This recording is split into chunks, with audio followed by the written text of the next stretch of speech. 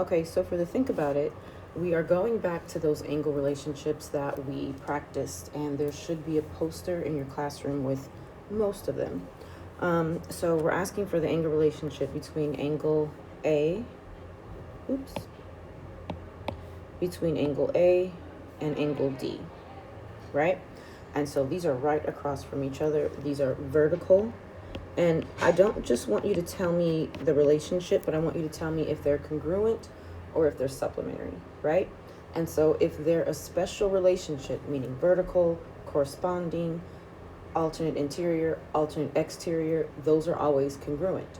If they don't have a special relationship, they would be supplementary. So since these have a special relationship, they are congruent. So you might need to add that to your think about it, since it wasn't really part of the question, but we're always going to do both for this lesson. Next two slides, we're going to take some notes and then practice a couple times before you start doing your practice problems by yourself.